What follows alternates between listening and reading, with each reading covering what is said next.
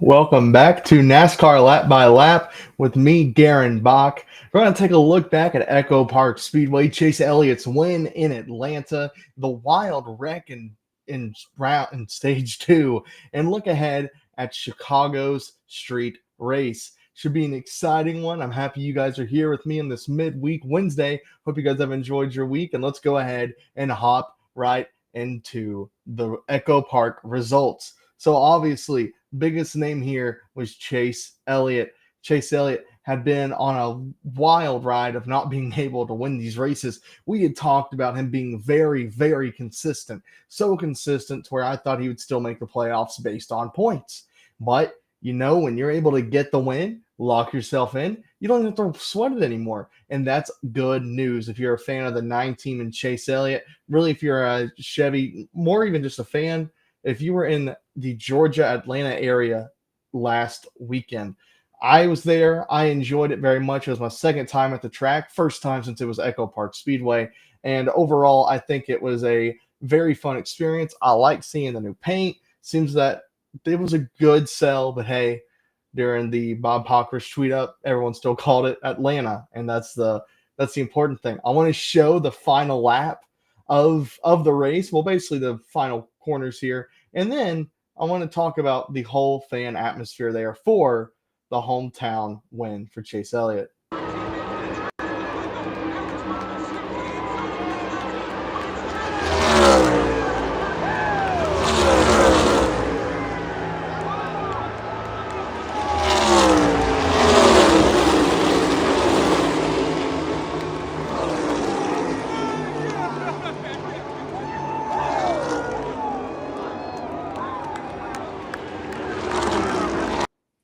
So overall, obviously, it seemed everybody there. If you catch in the beginning of the video, there's fans in that Christopher Bell 20 gear going crazy for Chase Elliott winning. I think that to be able to experience that was very cool. I recommend, hey, if you're a Chase Elliott fan, I mean, he's now won twice in the Gen 7 car at Atlanta.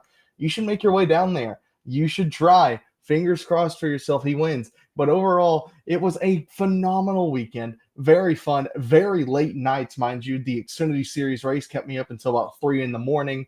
And then the Cup Series race, I was up until 2:30 finishing up the post-race article for that one as well. So very, very long weekend. But from what I'd heard from fans online, from what I had seen with videos-wise, coverage going over to TNT, Saturday Night Racing, it kind of was underwhelming. But you have to remember, NASCAR is finally back on TNT after over a decade. It's been a while. And for fans who had gone from Fox Sports 1, between those two channels, having to change then to go to Amazon Prime and now back over to cable, it's a jump. It's a lot for NASCAR fans, and that's something that I don't really like about the media deal. But overall, I think that it was a good start, a good race, a good kickoff to the in-season tournament, which I'll touch on later. In-season challenge. Sorry, it's a tournament. I was going to call it that. So do not be confused when I mention it. But to go back to the results here, the Brad Keselowski second place finish, that was pretty heart wrenching as well. Because if you follow the sport, you know that Brad Keselowski has had a down season. He's in the 30s in points. At least he was entering the weekend, and he had a 45-point day. But overall, a win fixes everything in the NASCAR Cup Series as long as you're a chartered team. And it would have fixed a lot for the 6 team. Ryan Preece, Chris Buescher, they're both on the cusp here. They both look like, hey, if some things fall our way, we have a shot.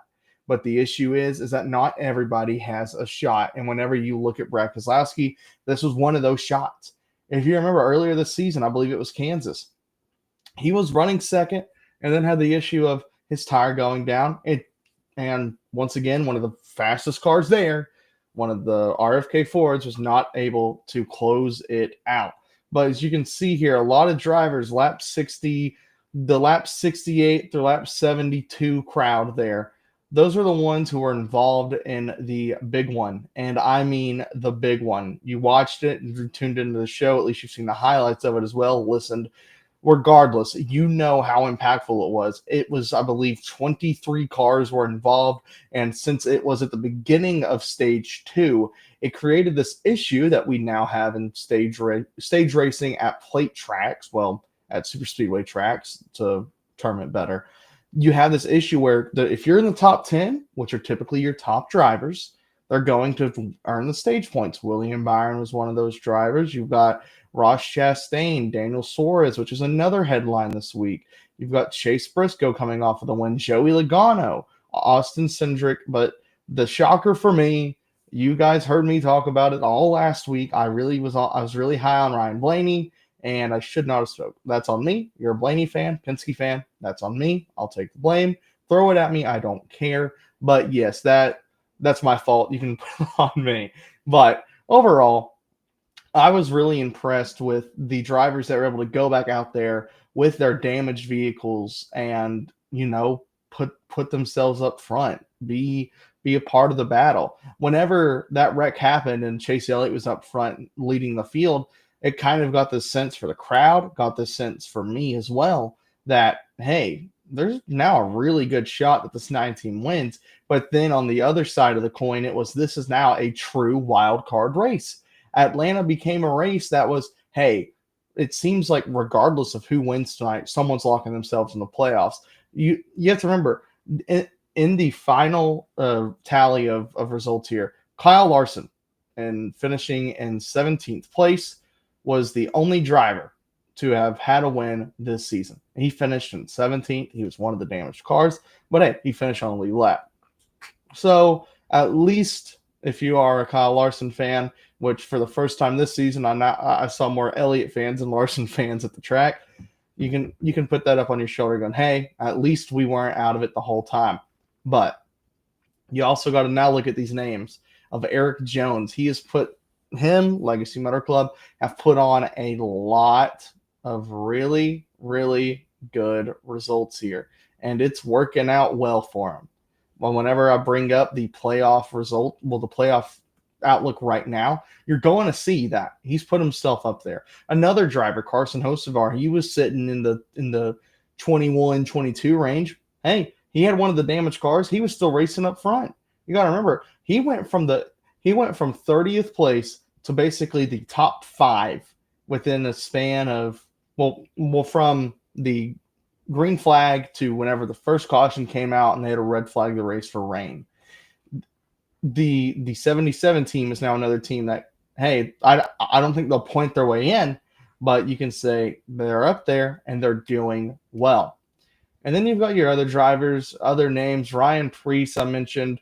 Cody Ware, 13th place finish. So good job with Worker Racing. Another storyline. A lot happened this week. I'm not going to be able to hit on everything in a 30-minute time span. But for those who didn't know, Rick Ware Racing has been sold. And a lot of money was put into it because of how the charter system is and the way the NASCAR lawsuit is playing out. But but that's besides point. Cody Ware's still a really good, a great weekend for him. Connor Zillage fans who, when I hit on the Daniel Suarez topic, are probably going to go, hey, we saw him almost finish top 10 already. Good. He put a few of those together next season when he does his one-off cup races, which I'll just go ahead and put it out there right now. There's a pretty good shot, if not a very confident shot, that Zillage will be driving the 99 car next season for Trackhouse Racing. So in case you hadn't heard, Daniel Suarez is not coming back. Don't know where he's going to go. I would assume probably going to go back to the Xfinity Series. But it was a solid weekend for your drivers like Tyler Reddick, a driver who still is not locked in, but is still adding to that cushion, which I'll go ahead and I'll highlight now. So the regular season standings, I'll go ahead and touch on. Very, very important here because William Byron, he didn't do well last weekend, and he's been kind of on a lull. Not, for the 24 team, a lot of great finishes, a lot of top fives, a lot of top tens. But this season, at least the summer portion, he's kind of just sputtered. He'll show up a couple of races, disappear a couple of races. It didn't help with it Michigan whenever he ran out of gas and finished in the mid-20s. But look at the regular season standings. If you're a Hendrick Motorsports fan, this is a big time for you. Got William Byron, Chase Elliott, Kyle Larson, and the other driver, Alex Bowman. Hey, going to a track he just won at last season. So even though he may not be up there in the top 4, you can at least say now, looky here, he might be locked into the playoffs. But let's go ahead and look at the playoffs right now. So the most notable headline I would say right now for the headline for the playoffs is going to be Chase Elliott. He was plus 160-ish heading into Atlanta. Had a lot on him. Didn't even have to really worry. That's basically 3 races worth of points that he could have just laid back on. He still hasn't finished outside the top 20 this season, and that's what's been really good for him, this consistency that I mentioned. But he won, and that's something I was wanting to hit on now too for a couple of these drivers that do have wins. Chase Elliott going to a road course, and I understand everyone talks about how he's one of the greatest, and his wins prove that. He's up there top 5 in road course wins, street wins, whatever you want to call them. But you can look at who's in 10th. You have Shane van Gisbergen. He won Chicago in 2023. Last season had the engine problems, so he didn't really so he didn't finish that one at all, and that's what's going to hurt his average finish rating when I'll pull that up later as well, but I'll still hit on him. But you now have the headline of Bubba Wallace, who is sitting in 16th, and with what's going on now with Trackhouse Racing, since they released Daniel Suarez, since teams are now having to start making these moves, which 2311 is a different story because of the lawsuit. They haven't signed a charter agreement. So truth be told, if NASCAR wanted to right now, they could just strip away the charters and force 2311 to qualify their way into races. And that would be a really big problem because it's a lot more money and you do not earn a lot of money by doing that. But the bottom 4 guys right now, Ryan Preece, Eric Jones, AJ Allmendinger, Carson Hocevar. Carson Hocevar, he's been sitting there. I'm going to just kind of not worry about him right now. If he puts on a good showing at Chicago, congratulations to him. But we saw what happened in Mexico City. We know that he's fast on these courses. He's fast basically anywhere. But it's the fact that you need to be able to finish these races. And that's going to probably hurt him again. He will probably once again fall below that 20th point mark. But then you've got AJ Allmendinger, someone who wins road courses, someone who can drive a car very well, earn some points, at least finish up near the front. So even if he doesn't win, it could be a good points day, maybe move himself from 19th to 17th. And then you've got Eric Jones, Legacy Motor Club. Eric Jones, this isn't really his cup of tea, but you're a professional driver. 49 points, you want to hold that, make it manageable because you got Sonoma next week after this, and then you've got Dover and Indianapolis. So a really good mix of tracks coming up for a lot of these drivers, and that's what's going to be an issue for some of these drivers like Chris Buescher, Alex Bowman, and Bubba Wallace, because those 3 are going to have to be consistent at all of these tracks if they're not able to win. And Chris Buescher, he's a road course racer. He is someone who can win these type of tracks. So maybe he'll lock himself in again, and there'll be another driver locked in. But I think what could end up happening this weekend would be Shane van Gisbergen. You see that he has the 1 win, but if he moves up to 2 wins, he gets ahead of Byron in the playoff standings. He'll be someone that can say, hey, why don't we just put it down and just win this race? Because with Shane van Gisbergen, if he does win, his problem right now is he has gotten better on ovals. We saw him take the lead in Atlanta last week during the quality races. It wasn't fuel strategy, it wasn't anything. It was racing. He took the lead. He fell back afterwards. But the problem with the 88 team with SVG is the fact that they still haven't been that consistent on the oval type of tracks. And when it comes time for the playoffs, you're going to need those points to keep yourself safe. And when you're a team that locks yourself in after being 33rd in points, you're still in the 30s in points, even though you started doing well on the ovals. That becomes the problem of, well, you're going to start out here, but you're going to most likely be in the first cutoff race, and you're going to have to do a lot to get through it. But the good news is as well, they got the Roval, and basically as long as he can get another win or two on these road courses, then he should be good to go. But like I mentioned, you need to have that barrier, and that's what I talked about in the playoff standings. You have these barriers right now. You have it to where Tyler Reddick is plus 128 points, and that's nearly 2.5 races. So as a really bad race, he'll still have a good cushion, not the best cushion, but it will still be okay for him. But I want to go ahead and switch over to the Chicago talk. I've already hit on it a little bit, so why don't I go ahead and finish up the conversation on that one. Obviously, Ty Gibbs here, he was someone that did really well in Mexico City. He was one of the drivers that was putting on a show in the Xfinity Series race, and he did well in the Cup Series race also. But you've also got other drivers, Michael McDowell, who's second in average finish here, and just ignore the fact that these numbers are a little off. Excuse me on that one. I meant to put them in correctly, but all the drivers here have 2 races, and no one in the top 10 has a win. But the top 3 drivers have 2 top 10s in these races. That means that they're consistent. They're going to be drivers I'm looking for in the betting picks that we have coming up at the end of the show. They're the drivers I'm like, okay, maybe they should be up front. And then you've got Justin Haley, a Spire Motorsports car that alongside with Michael McDowell should do pretty well here. Austin Cindric, William Byron, Chase Elliott, 3 guys you expect here. Then you've got Todd Gilliland from Front Row, Tyler Reddick, and then Chris Buescher. Chris Buescher, I hit on as well. He's someone who can win at these tracks.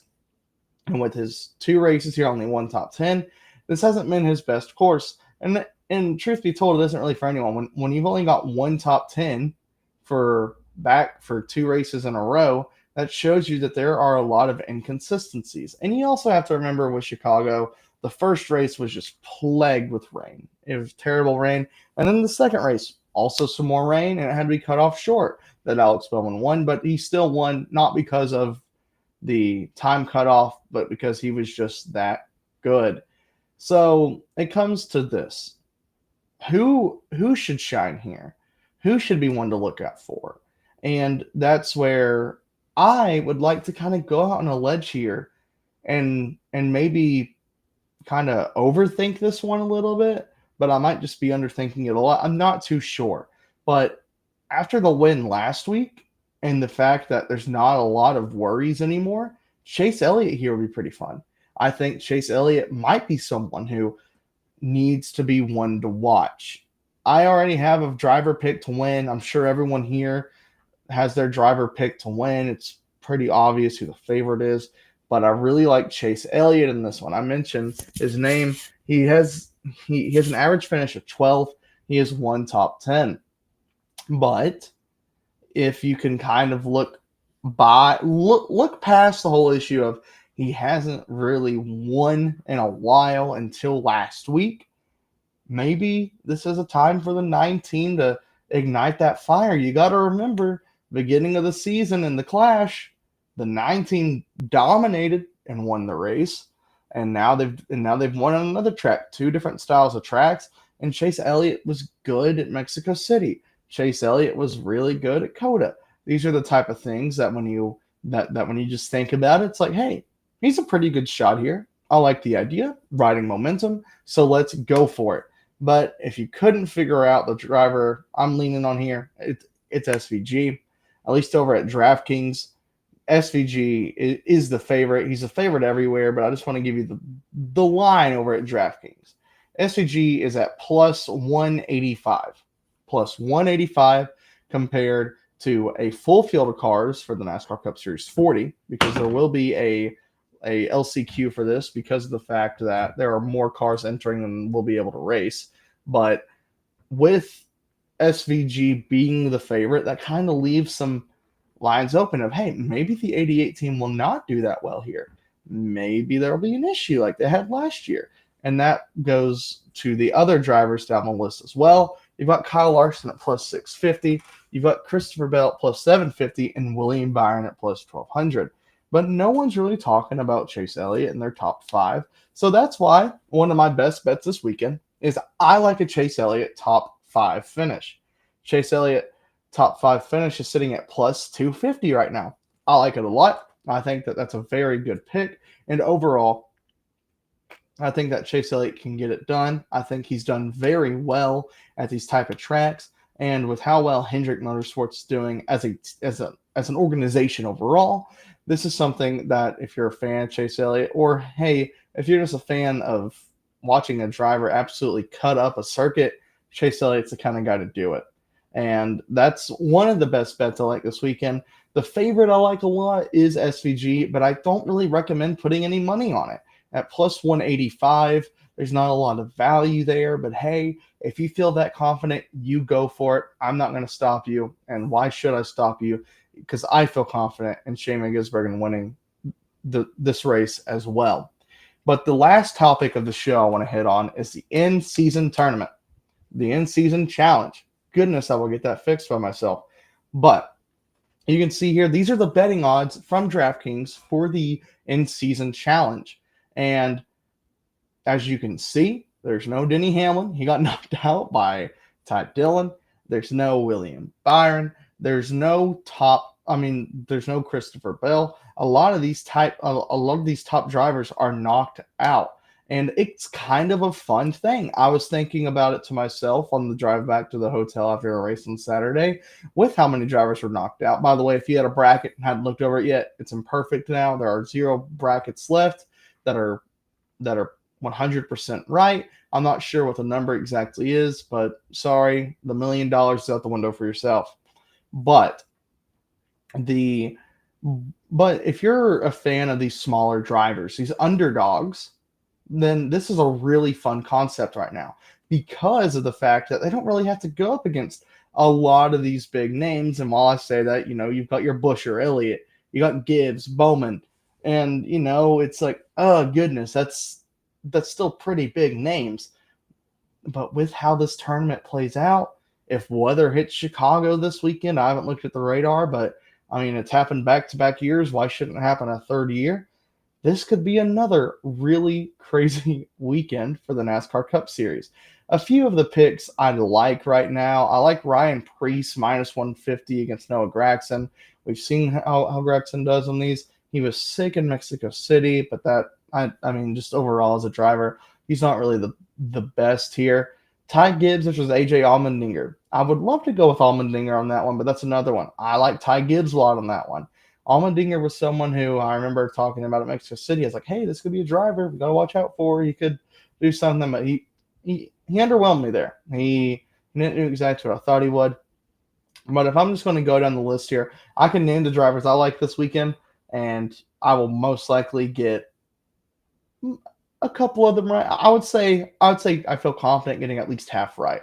But I really like Busher over Smith, but we saw how well Smith could do. Zane Smith did well last weekend. He's done well at other road courses. So, hey, this could be a pretty good upset pick. You've got Elliott Nemechek. I'm going with Elliott on that one. Gibbs, Allmendinger, Gibbs. Bowman, Wallace. I got to ride with Alex Bowman. Preece, Gragson, going with Preece. And then Keselowski versus Ty Dillon. Keselowski, he does okay at road courses. Ty Dillon, could he shock the world again and be the last driver seated in and make it into the round of 8? That'd be pretty cool, but I don't think he will. Eric Jones and Ricky Stenhouse Jr. are even there, so that's a toss-up. I'm going to ride with Jones, though, and then Reddick Hocevar going with Reddick. So I don't really have an upset this weekend. I'm not sure if you guys do as well. I'd like to hear if you guys do, but I really do think that with how it goes this weekend, it's going to be pretty cut and dry with just the separation of the field. I just don't really see anyone who's going to be that surprising. Who's going to be that team that's going to come in here and be like, "Hey, we've worked on this and we want this $1 million. We've got this lined up." But I mean, with Gibbs, Allmendinger, you talk about Allmendinger. I've talked about Allmendinger being someone who goes, "Hey, he could win at a road course. He could do well." But Gibbs, he's just done really well here. But then you've got other drivers that aren't even in this list that we could talk about doing well in Chicago. And those are the drivers I really think that could be notable. But overall, I think it's a really fun experience to look at, because if you've got a favorite driver and from a big organization with how many drivers I got took out in Atlanta, you kind of can go into this weekend, especially if your driver's locked in the playoff. If you're a Denny Hamlin fan, you can go into this weekend and go, "Hey, I don't have to worry about that. I can worry about my favorite driver wanting to get another win and try to add to his play and try to add to a points lead that he could have going into the round of 16." Same thing for Larson. Same thing for Byron. These are the drivers that are doing very well this season, but are not in the tournament challenge. And I really think that's what creates a fun atmosphere with this. I think it was a fun idea by Denny Hamlin, and then NASCAR took it, implemented it, and I think they've done really well. The only thing I would like to see different is next year, please don't start off on a super speedway, at least that style of track. But I'm pretty sure the way it's going to line up is that this is happening through TNT, and why would you not want the first race you air to be a good one? And Atlanta was a good one. Chicago should also be a good one. I'm confident in Shane van Gisbergen getting the win. I'm confident in the 88 team burning it down. Trackhouse Racing getting another trophy, another win this season for the organization, which will make it 3. And I think overall the whole week has been really hectic for a lot of fans. It's been really confusing with organizations dropping drivers, teams being sold, the whole lawsuit going on. It's a lot. But hey, if I could recommend a piece of advice, just say, hey, if you don't really care about that stuff, just watch the racing and keep up with this challenge. You can go ahead, probably print off another bracket, fill it out, and rip it up after a couple laps once it's imperfect again. But I really think that this could be a weekend that should be one that could create a lot of I'd say a lot of just intrigue, but it should be pretty cut and dry. With all the charters going into the weekend, it's going to be pretty basic. I know a few teams are going to try to qualify their way in. A lot of these teams are drivers who are really good on road courses, so just keep up with qualifying there as well. And I want to just thank you guys for joining the show. I appreciate you guys joining. And I will have you guys join me next week before the Sonoma race weekend, and maybe we can use the Chicago results as a different way and a different eye to be able to see what will happen in wine country. But I want to thank you guys so much for joining. You guys have a great rest of your evening.